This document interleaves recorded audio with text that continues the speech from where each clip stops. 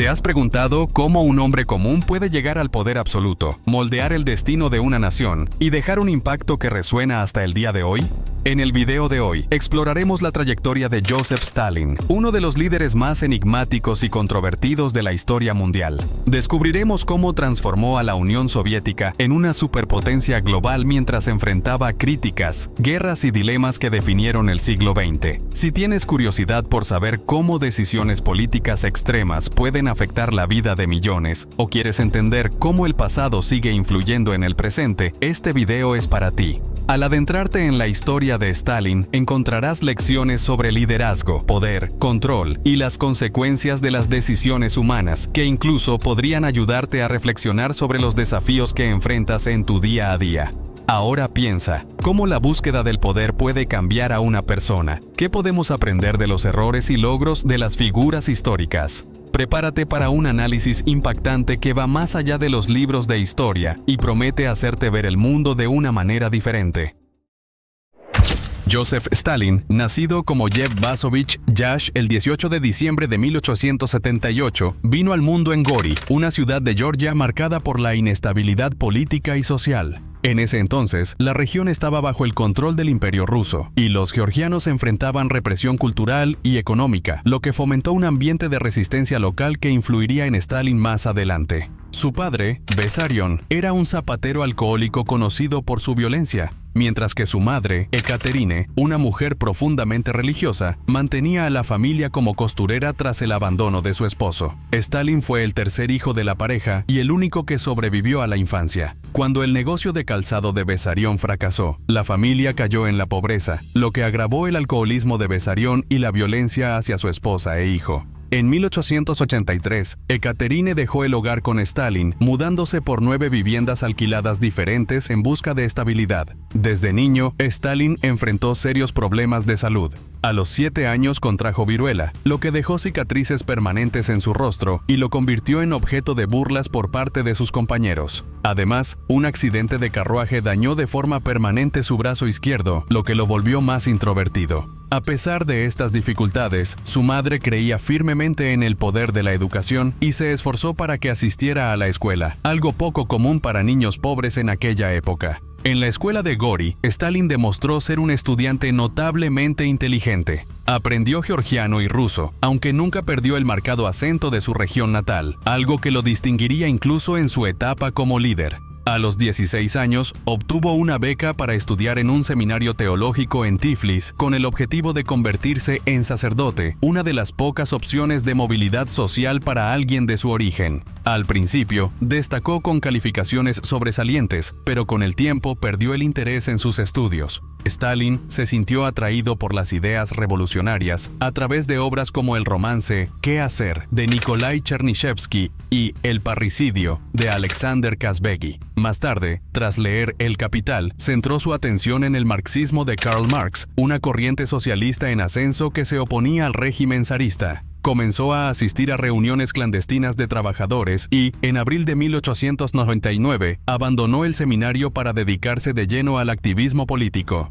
Tras su expulsión, Stalin asumió un trabajo administrativo en el Observatorio Meteorológico de Tiflis, un puesto aparentemente inocente que ocultaba su creciente inmersión en el mundo subterráneo revolucionario. Durante estos años, desarrolló sus habilidades en oratoria y periodismo, escribiendo artículos incendiarios para periódicos socialistas y convirtiéndose en una figura clave en la organización de huelgas que sacudieron los cimientos de la complacencia zarista en Georgia. En 1901, las actividades revolucionarias de Stalin lo llevaron a mudarse a Batumi, una ciudad industrial vibrante en la costa georgiana. Allí, bajo las directrices del Partido Obrero Socialdemócrata ruso, orquestó una huelga significativa en la refinería de petróleo de Batumi. Durante estos años turbulentos, la vida personal de Stalin estuvo marcada por breves momentos de ternura eclipsados por trágicos acontecimientos. En 1906, se casó con Ekaterina Svanidze, conocida como Kato, cuya naturaleza bondadosa suavizó temporalmente el carácter áspero de su fervor revolucionario. Sin embargo, la felicidad fue efímera. Kato sucumbió al tifus apenas un año después de casarse, dejando atrás a un hijo recién nacido, Yakov.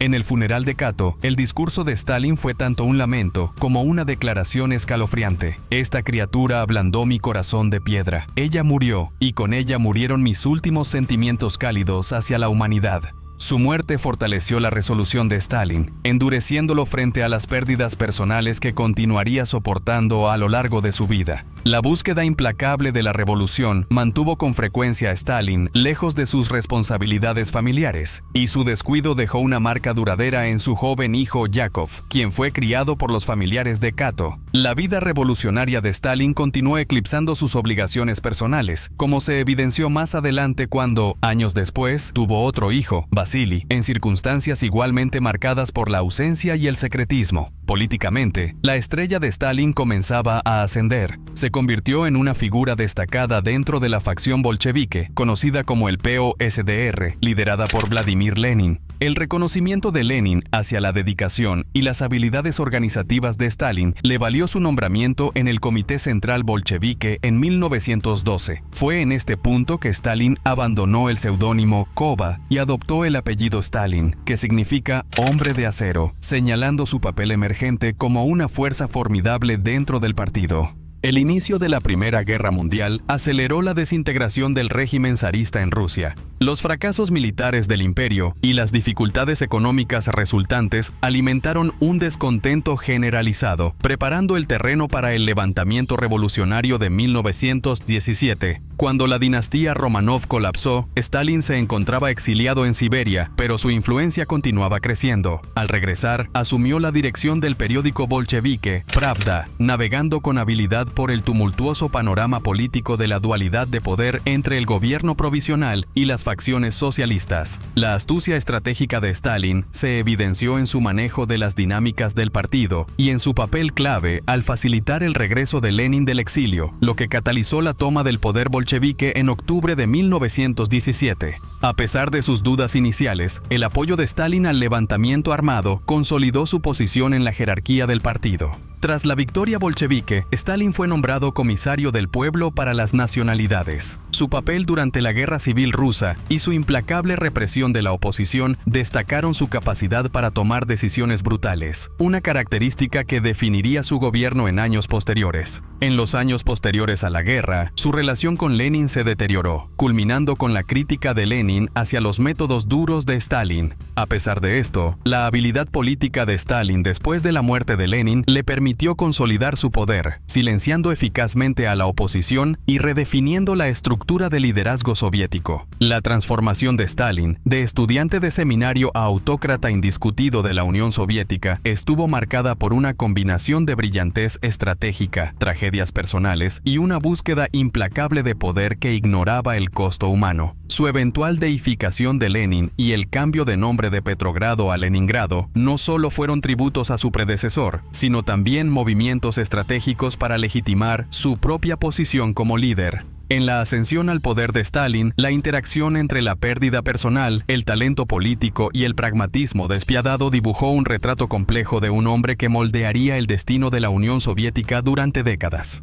A medida que Stalin consolidaba su control sobre la Unión Soviética, su principal rival emergió en la figura de León Trotsky y sus seguidores de izquierda, los trotskistas.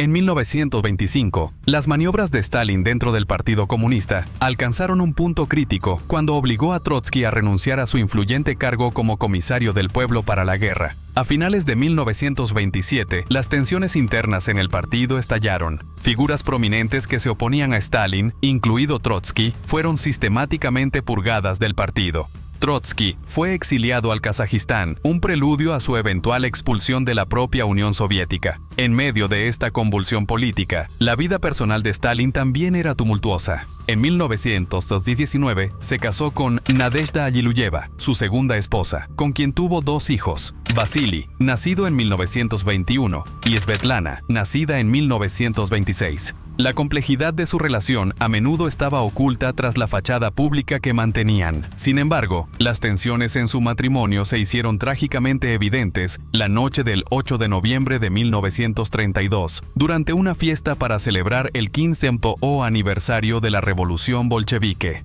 El ambiente festivo se vio empañado por una acalorada discusión entre Stalin y Nadezhda, durante la cual él la humilló frente a los invitados, arrojándole cigarrillos y tratándola de forma denigrante. A la mañana siguiente, las consecuencias de esa relación tensa salieron a la luz cuando Nadezhda fue encontrada muerta de un disparo en la cabeza, un acto considerado un suicidio, pero que dejó una marca indeleble en el legado personal de Stalin. Mientras se desarrollaba el drama personal en la vida de Stalin, el panorama más amplio de la Unión Soviética también estaba siendo moldeado por políticas drásticas y, a menudo, brutales, cuyas raíces se remontaban a la guerra civil rusa bajo Lenin. Lenin había implementado medidas severas para consolidar el poder bolchevique, incluida la requisa forzosa de grano y ganado a los campesinos. En aquel entonces, el 85% de la población soviética era rural, y estas políticas resultaron devastadoras. Además, la campaña de colectivización de Lenin buscaba transformar las pequeñas granjas campesinas en grandes operaciones colectivas.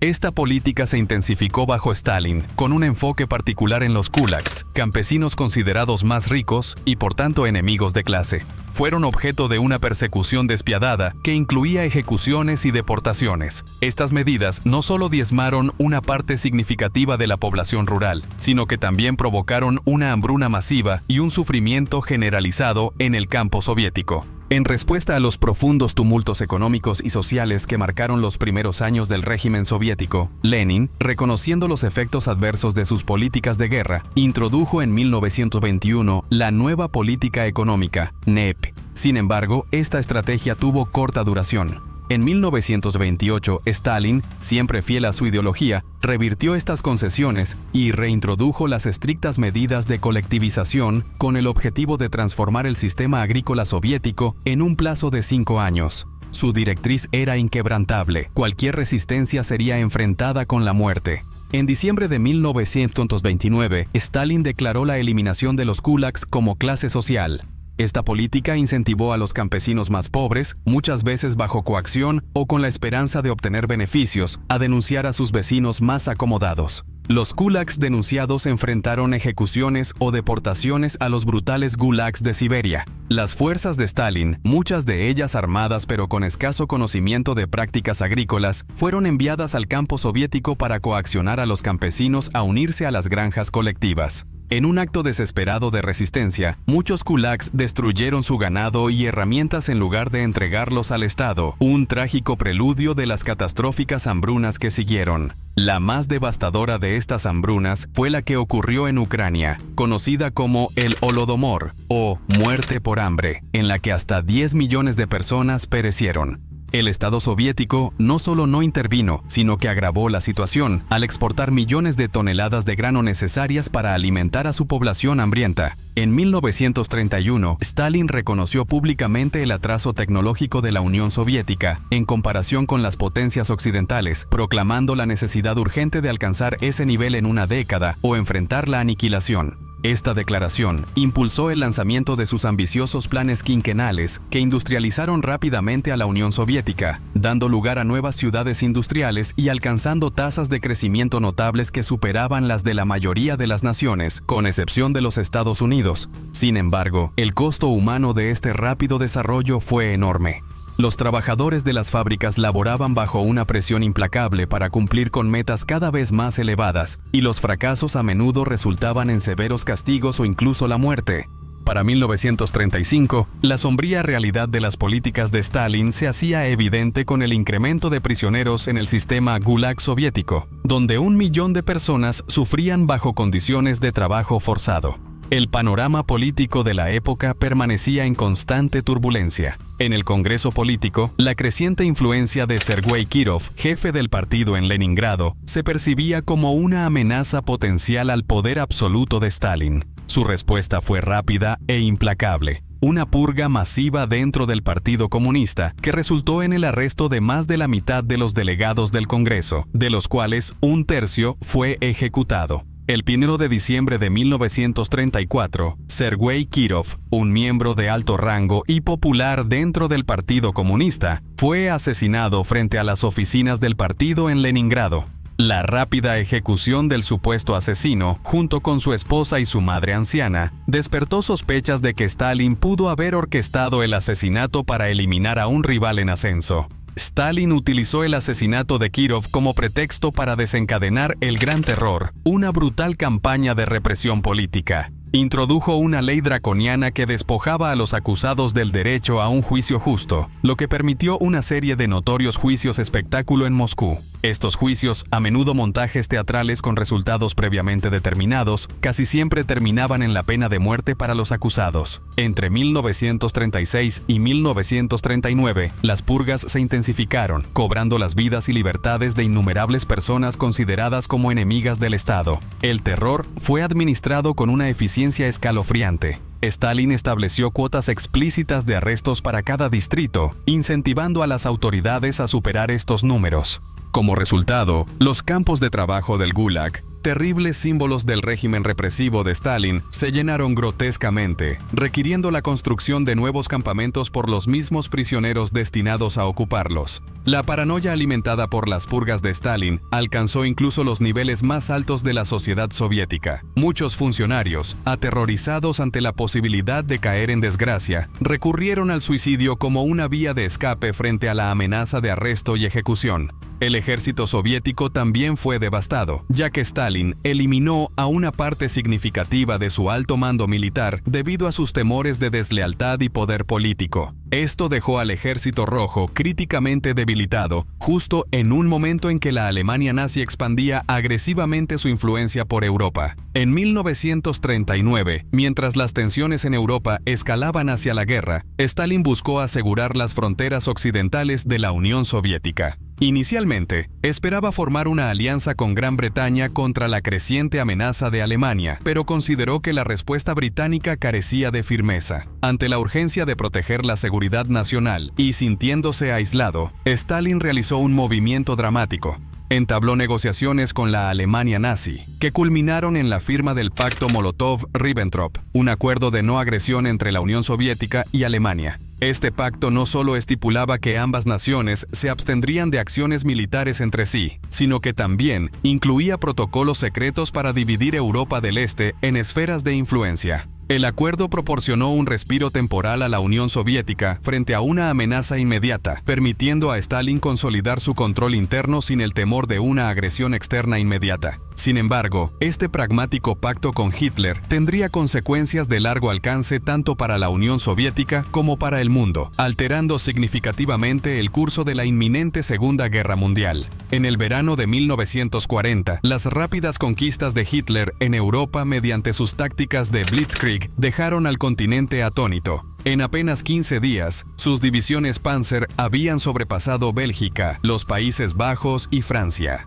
Con Europa bajo su control, la mirada de Hitler se volvió inevitablemente hacia el este, hacia la Unión Soviética, a pesar del pacto de no agresión vigente con Stalin. Stalin, sin embargo, se mantuvo incrédulo ante la posibilidad de que Hitler rompiera su acuerdo. Esta falta de previsión resultó catastrófica cuando, el 22 de junio de 1941, las fuerzas nazis cruzaron la frontera polaca hacia territorio soviético. Este ataque sorpresa tomó completamente desprevenida a la dirigencia soviética. En cuestión de días, el coloso militar alemán había penetrado profundamente en las tierras soviéticas, capturando Smolensk el 16 de junio y rodeando a 400.000 soldados soviéticos cerca de Minsk el 26 de junio. La rápida caída de Minsk el 29 de junio, apenas una semana después de la invasión, marcó un punto crítico para la Unión Soviética. Las fuerzas alemanas estaban posicionadas para llegar a Moscú en cuestión de semanas, dejando al país al borde del colapso.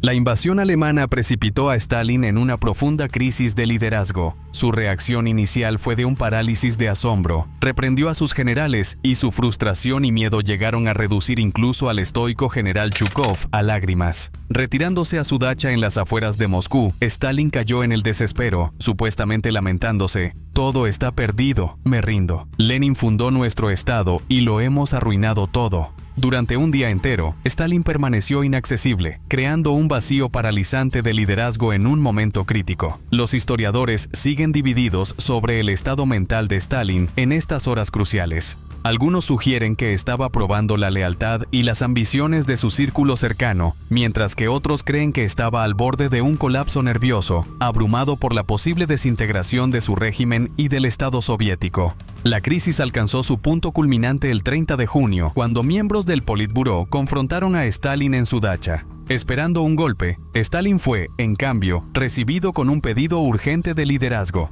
Reasegurado por la petición de que asumiera el mando del Comité de Defensa del Estado y reafirmado en su papel indispensable, Stalin aceptó el desafío de dirigir el esfuerzo bélico soviético. A medida que avanzaba la guerra, la situación seguía siendo sombría. Kiev cayó en septiembre, después de que Stalin se negara a evacuar la ciudad, lo que resultó en pérdidas catastróficas para las fuerzas soviéticas. Las políticas severas de Stalin persistieron, declarando a todos los prisioneros de guerra como traidores, un decreto que más tarde incluiría a su propio hijo, Yakov, a quien Stalin repudió en lugar de intercambiarlo por prisioneros alemanes. A pesar de estas decisiones brutales, la resolución de Stalin se fortaleció. En noviembre, cuando las fuerzas alemanas estaban a punto de alcanzar Moscú, Stalin hizo una demostración simbólica de desafío al asistir a un desfile militar en la Plaza Roja, mientras los tanques se dirigían directamente hacia el frente. El severo invierno ruso pronto comenzó a pasar factura a los invasores alemanes, cambiando gradualmente la balanza a favor de las fuerzas soviéticas.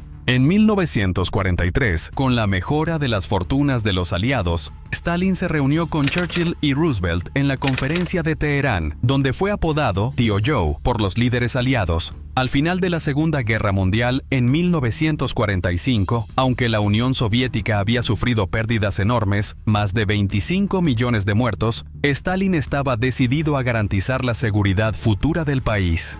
En la Conferencia de Yalta, aseguró el control sobre Europa Oriental, sentando las bases para la Guerra Fría, mientras Churchill declaraba ominosamente que una cortina de hierro había caído sobre el continente. Tras la derrota de Hitler, la reputación de Stalin se disparó entre la población soviética. La monumental victoria sobre la Alemania nazi inspiró una esperanza colectiva de renovación, la idea de que los sacrificios sufridos podían conducir a un futuro más brillante y próspero. El pueblo soviético, animado por la victoria, en su mayoría veía a Stalin como una figura heroica que los había guiado en los días más oscuros de la guerra. Sin embargo, a pesar de la adoración pública, los años de guerra no suavizaron el estilo de gobierno ni la paranoia de Stalin. Detrás de escena, seguía siendo el mismo dictador implacable y desconfiado. Veía el mundo de posguerra con recelo, percibiendo amenazas en todos lados, especialmente de quienes habían estado expuestos a Occidente durante la guerra o acumulaban demasiada influencia. Como resultado, miles de soldados soviéticos que regresaron del frente, sospechosos por su contacto con ideas extranjeras, fueron enviados a campos de trabajo en lugar de ser recibidos como héroes. Intelectuales y médicos judíos también se convirtieron en blancos frecuentes, particularmente durante el llamado complot de los médicos, donde fueron acusados de conspiración, enfrentando juicios espectáculo y, en muchos casos, ejecuciones. El 71 o cumpleaños de Stalin, en diciembre de 1949, estuvo marcado por celebraciones extravagantes y muestras grandiosas, como imágenes de su rostro proyectadas en el cielo de Moscú. Esto reflejaba el culto a la personalidad que lo rodeaba. Su imagen era omnipresente, un símbolo de un líder omnisciente vigilando la Unión Soviética. Sin embargo, detrás de esta fachada aparentemente inquebrantable, la salud de Stalin estaba en declive, un hecho cuidadosamente ocultado al público. El 28 de febrero de 1953, después de un gran banquete, Stalin sufrió un derrame masivo que lo dejó paralizado y en rápida decadencia. Durante los días siguientes, permaneció incapacitado, deteriorándose hasta su muerte en la mañana del 5 de marzo de 1953, causada por una hemorragia cerebral. Su muerte provocó una ola de luto público. El pueblo soviético, acostumbrado a décadas bajo su gobierno, encontraba difícil imaginar un futuro sin su padre. Según una teoría propuesta por los historiadores Vladimir Naumov y Jonathan Brent, Stalin pudo haber sido envenenado con warfarina, posiblemente por la Brentiberia.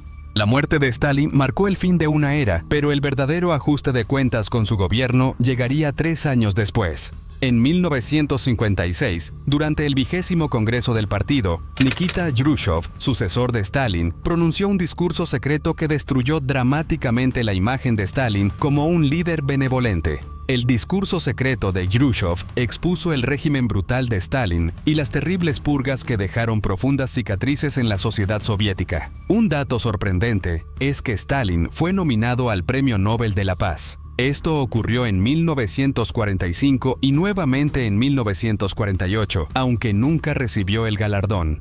Joseph Stalin dejó un legado que sigue dividiendo opiniones hasta hoy. Por un lado, transformó a la Unión Soviética en una superpotencia industrial y militar, desempeñando un papel decisivo en la victoria contra el nazismo. Por otro lado, sus métodos brutales de gobierno costaron millones de vidas, dejando marcas profundas en la historia de la humanidad. Su figura es reverenciada por algunos y condenada por otros, planteando una pregunta inquietante. ¿Es posible separar los avances que promovió del sufrimiento que causó? ¿Y tú qué opinas? ¿Stalin debería ser recordado como un estratega brillante o como uno de los dictadores más crueles de la historia? Déjanos tu opinión en los comentarios, porque queremos saber qué piensas sobre este líder tan controvertido. No olvides suscribirte al canal y activar la campanita para seguir explorando temas históricos fascinantes como este. Después de todo, perderte un video aquí es perder la oportunidad de aprender algo que puede cambiar tu forma de ver el mundo.